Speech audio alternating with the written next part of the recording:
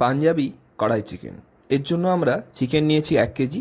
তার সাথে আমরা আদা রসুন বাটা, কাশ্মীরি লঙ্কার গুঁড়ো, টক দই, পেঁয়াজ কুচো দিয়ে একবার মাখিয়ে নেব। তারপরে দেবো হলুদ গুঁড়ো আর স্বাদের জন্য পরিমাণ মতো লবণ।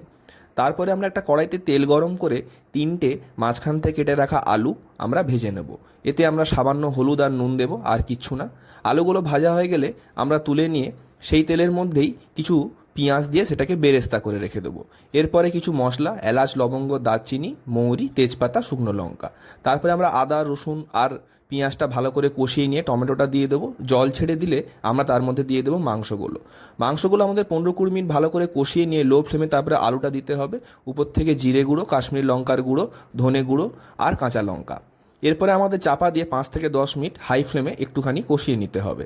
তারপরে আমরা গরম জল দেব, ঝোলের জন্য পরিমাণ মতো, কসুরি মেথি আর গরম মশলা।